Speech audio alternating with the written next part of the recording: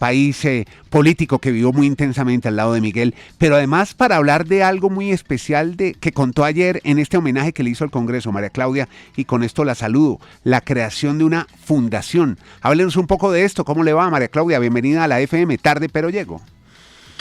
Buenas, ¿cómo estás? Un saludo para ti y para toda la mesa. Bueno, como les contaba ayer en el homenaje que le hicieron a Miguel en el Congreso, estamos creando la Fundación Miguel Uribe Turbay. Este proyecto pues está además en cabeza de Alejandro, mi hijo. Es una forma de honrar a Miguel y donde yo siento que Alejandro va a encontrar realmente quién es su papá, el propósito que tuvo en la vida, esos mensajes que tenía Miguel tan importantes para el país y ese gran hombre que fue para nuestra familia y pues también para los colombianos. Tenemos pensado iniciar con 3 programas. El primero es para mí fundamental, porque Miguel y yo hicimos mucho trabajo social por fuera de cámaras y lejos de la política, trabajo social para favorecer a los niños en situación de vulnerabilidad. Entonces, en ocasión de lo que le ocurrió a Miguel, que fue asesinado por un niño de 14 años, pensamos que un programa que puede honrar el país que Miguel se soñó es ayudar a los niños menores de edad a que no sean reclutados por los grupos al margen de la ley, por las bandas criminales en las ciudades, porque eso que hemos repudiado tantos años y eso que hemos visto que nos duele tanto a los colombianos, como la guerrilla recluta niños, los viola, los tortura, los drogan, les realizan abortos a las menores de edad después de ser abusadas, es decir, todos los crímenes de lesa humanidad contra menores de edad, pues en las ciudades también sucede y pasa exactamente lo mismo, como este joven que le disparó a Miguel. Tenía 14 años, pero a los 6 años había sido reclutado, a los 8 años ya estaba asesinando. Entonces, este programa va a ser creado para la prevención del reclutamiento de menores de edad, que por lo general son niños, sobre todo en las ciudades, en las zonas rurales funciona distinto, pero en las ciudades son niños en situación de vulnerabilidad, niños desescolarizados, con falta de atención por parte de su familia. Y bueno, vamos a comenzar con este gran proyecto que creo que va a servir mucho y va a sembrar un granito de arena en Colombia. María Claudia, la muerte de su esposo, de Miguel Uribe Turbay, fue una cosa absurda, injusta e inútil. No tiene ninguna justificación lo que pasó, y como usted bien cuenta, pues lo peor es que gente tan joven decide acabar con la vida de un colombiano, en este caso de un colombiano importante que estaba en el Congreso como Miguel Uribe Turbay. Usted habla de lo que quieren hacer con esta fundación y de ese programa para tratar de que los niños no terminen reclutados por grupos criminales y demás. En concreto, ¿qué va a hacer el programa? Es decir, ¿va a haber clases, conferencias en distintas ciudades? ¿Va a haber charlas con padres de familia? ¿Va a haber iniciativas, sugerencias para alguna iniciativa de ley? ¿Qué va a hacer en concreto el programa? Básicamente es detectar los puntos inicialmente en Bogotá, donde iniciaremos el programa piloto, donde estén los niños con mayor vulnerabilidad. Un niño en situación de vulnerabilidad es un niño desescolarizado en las calles, que no tiene atención por parte de su núcleo de familia. Después del núcleo de familia, el siguiente cinturón de seguridad para los niños es la sociedad, que muchos niños no tienen la atención de la familia, pero pertenecen a una fundación o pertenecen a algún programa o tienen la atención por parte de la comunidad, los líderes comunitarios, las madres cuidadoras, es decir, diferentes tipos de atención a ese menor, y cuando esto falla, pues entra el Estado. Y hay niños que no tienen ninguna de las 3, que están en las calles completamente expuestos, que muy probablemente estén o siendo víctimas de reclutamiento para crímenes de guerra o crímenes de ciudad, o están siendo reclutados y secuestrados para trata de menores, que estos son como los 2 grandes delitos que, según las investigaciones, hoy más sufren los niños en las grandes ciudades del país. Entonces, detectar estos niños, y lo primero que hay que hacer es atender la parte de escolaridad, un programa de atención. Entonces, los niños que no puedan estar dentro de su núcleo familiar, esas son unas características que establece el ICBF, esos niños tienen que ser retirados de sus casas para que puedan estar en centros donde se les preste total atención. Yo fui mucho tiempo voluntaria en una de las casas del IDIPROM, donde los niños son retirados de sus casas, se los llevan a unos centros donde reciben educación, atención psicológica, médica, tienen tiempo para el deporte y además de todo, pues tendría que ser una escuela de propósito de vida que implica enseñarles a los niños algo mucho más profundo de qué está bien o qué está mal. A mí me decían mucho, ese joven de 14 años sabía lo que estaba haciendo. Pues claro que un niño de 14 años, un joven de 14 años sabe que matar está mal, pero lo que realmente no tienen y no les han inculcado a través de su vida es el valor de la vida. Es que esa vida con la que está acabando este joven tiene un valor. Y entonces, ¿qué es ese valor? ¿Qué es ese proyecto de vida? ¿Qué es ese sentido de vida? Eso le falta a los niños desamparados en Colombia y a los niños que no tienen protección de las redes de protección en Colombia, pero también pues es otro tema, pero lo vemos en jóvenes también que no tienen un propósito, un proyecto de vida que los conecte realmente y pues uno ve el tema de la drogadicción, el tema del suicidio, bueno, y otras realidades que son muy dolorosas que están viviendo hoy los jóvenes en esta época tan compleja. María Claudia, pues una labor muy importante y creo yo pues que obviamente hay muchísimo trabajo por hacer ahí para que precisamente no volvamos a pasar por situaciones tan dolorosas y tristes como lo que pasó con Miguel. Yo tengo para decirte que te vi hace un par de días en el canal y me sorprendió mucho cuando me di cuenta que estabas hablando precisamente que hace un año que sucedió el atentado de Miguel y pues desde afuera de verdad yo dije, pero ¿cómo así que ya pasó un año? O sea, no sé si el tiempo ha pasado muy rápido o qué, pero pensaba yo al verte precisamente hablar del tema, yo digo, la percepción de lo que ha sido para uno como testigo de lo que sucede y para ti que has sido protagonista de ese proceso debe ser muy diferente. ¿Cómo ha transcurrido este año y cómo has vivido este proceso que no sé yo si habrá momentos que sean más difíciles o finalmente el tiempo va haciendo lo suyo? ¿Cómo ha sido este proceso?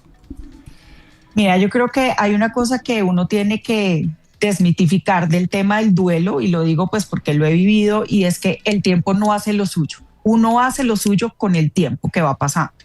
Y tomar la decisión de hacer el duelo es importante porque es darle espacio a esa etapa de la vida donde todo cambia, donde las emociones se revuelven completamente y donde pasa principalmente una cosa que es neurológica, de la neurociencia, no es una opinión mía, y es que el cerebro entra en un estado de shock.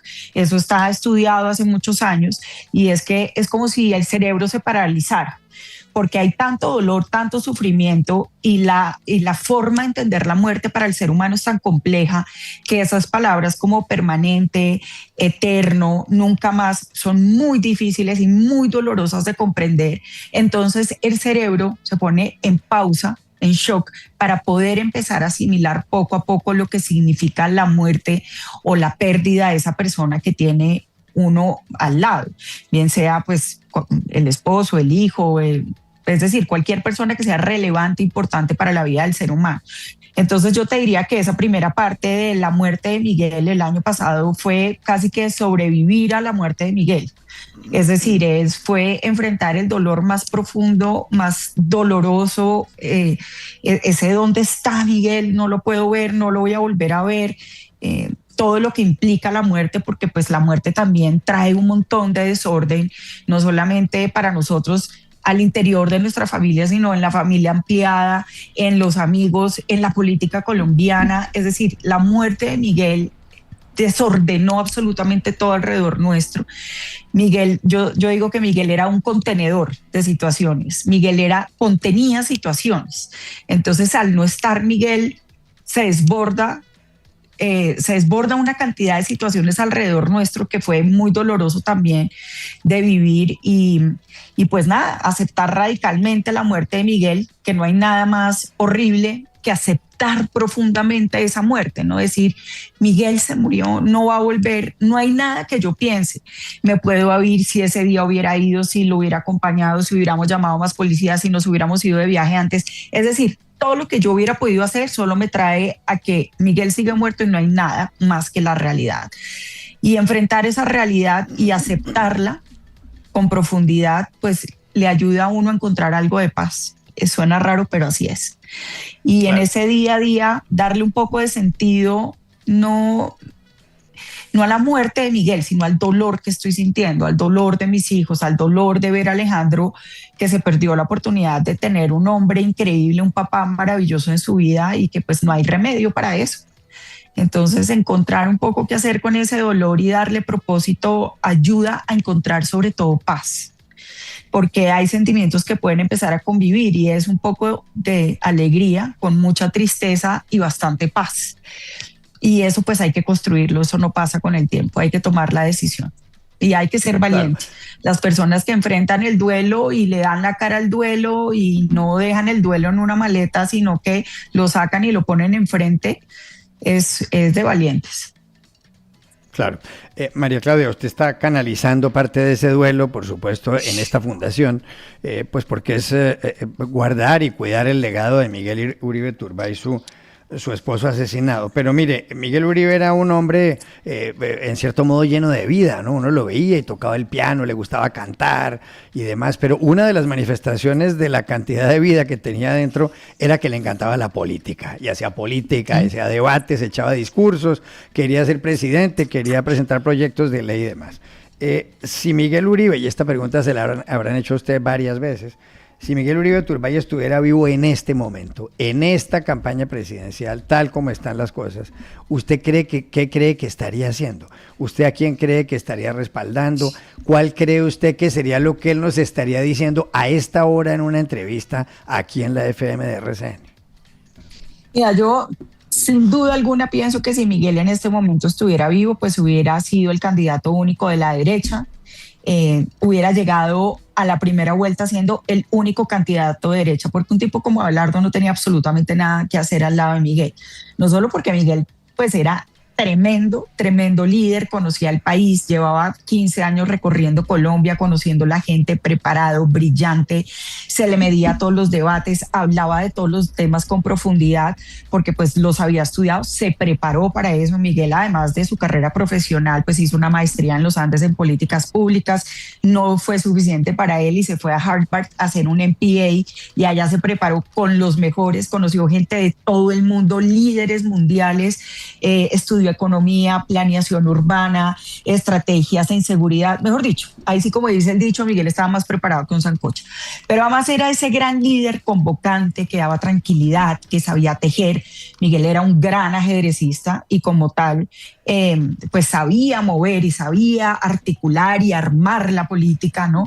Y además era un hombre que era delicioso estar con él, ¿no? Era espectacular, la gente lo buscaba, quería estar, era abierto, tejedor. Entonces yo en lo personal pienso que Abelardo, pues me encanta que esté hoy, gracias a Dios y al cielo está, pero pues Abelardo no tenía nada que hacer al lado de Miguel, nada.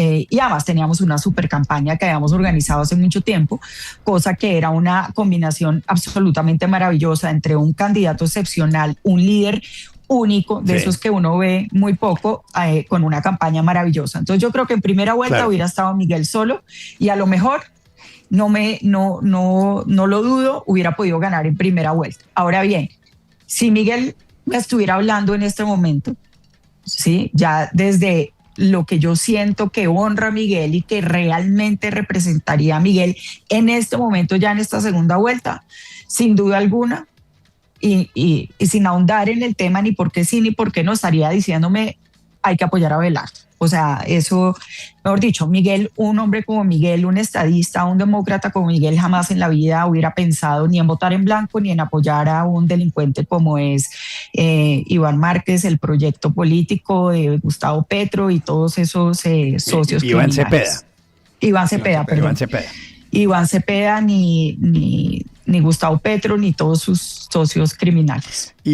Y María Claudia, usted, y perdón que interrumpa porque mis compañeros querían preguntar, si ustedes tenían preparada la campaña con Miguel, ¿cuál iba a ser el eslogan? Así como muchas campañas dicen, qué sé yo, no, yes we can, sí se puede. ¿Cuál era el eslogan que ustedes tenían previsto? El eslogan era vuelve la seguridad, ya estaba, porque entonces la seguridad se te vuelve, si piensas en una mesa de billar, es esa bola blanca que tú golpeándola pegas tienes que pegar el mayor número de cosas. Y el punto central es la seguridad. Sin seguridad no hay inversión, sin seguridad no hay infraestructura, sin seguridad no se mueve la clase media, que es el motor principal del desarrollo en un país. Sin seguridad no hay nada. No hay nada. Entonces Miguel decía, hay que atender la seguridad. Todos los tipos de criminalidad que están surgiendo en el país le preocupaba muchísimo, obviamente en primera instancia el narcotráfico y el crecimiento desbordado de los cultivos de droga en el país, tanto que decía el 7 de agosto voy a empezar a dispersar con glifosato, y es una decisión en todo el territorio del país. Miguel se montaba en helicópteros y en avionetas y pasaba, por ejemplo, encima del Catatumbo y miraba y decía, esto es solo droga, aquí voy a pasar, voy a llenar drones. Había hablado ya del Plan Colombia 2.0, sabía cómo hacerlo, de dónde viniera la plata, ¿no? O sea, porque pues a mí me parece maravilloso que no estoy hablando de esta segunda vuelta, porque yo no voy a, mejor dicho, a decir una palabra en contra de Abelardo de la Espriella, porque voy a votar por él con toda la convicción, pero pensemos en los candidatos en general. Lo importante es, usted va a acabar con la criminalidad y va a acabar con el narcotráfico, ¿de dónde va a sacar la plata? ¿No? Usted va a capturar a los guerrilleros que están en el territorio colombiano, en Nariño, en el Putumayo, en el Guainía, ¿y cómo va a ser para entrar allá y cogerlos? ¿Quién es alias Calarcá? ¿Dónde está alias Pablo? Es decir, una cantidad de cosas que Miguel tenía perfectamente claras, estudiadas. Entonces, para él el tema de la seguridad era fundamental. Y claro que Miguel creía en la paz, pero en la verdadera paz, no en la paz que es el disfraz para poder delinquir, el salvoconducto que tienen hoy los de la Segunda Marquetalia y los de la falsa paz total, que entre otras fueron los que mataron a Miguel, que de paz no tiene nada, pues porque no vale ni siquiera la pena hacer un recuento de lo que han hecho en estos 4 años, y no se logró absolutamente nada, sino destruir el país y volver a un pasado terrible y angustioso que ningún colombiano nos imaginamos que íbamos a volver a tener que enfrentar. María Claudia, oyéndote hablar, ¿de dónde sacas esas conclusiones de la muerte de Miguel? Y no sé si haya pruebas o por qué con tanta contundencia lo repites.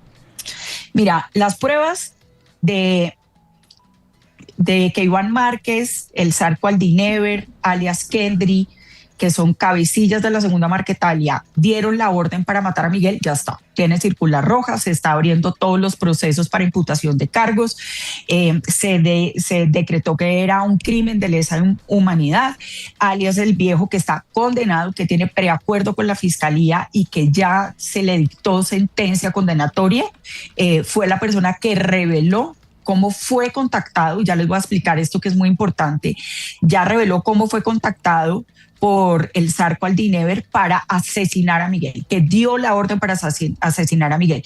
Entonces, ahora bien, esto no es una prueba testimonial, porque entonces estaríamos nadando sobre Arequipe. O sea, aquí no avanzaría nada en el proceso si fuera una mera prueba testimonial. El acervo probatorio robusto y concreto mostraron que todo lo que dijo alias el Viejo en la audiencia, donde él aceptó los cargos, era cierto y era comprobable. Se demoraron, obviamente, en recopilar las pruebas. Entonces, un ejemplo, el Zarco Aldinever decía, me reuní con fulano de tal en tal lado.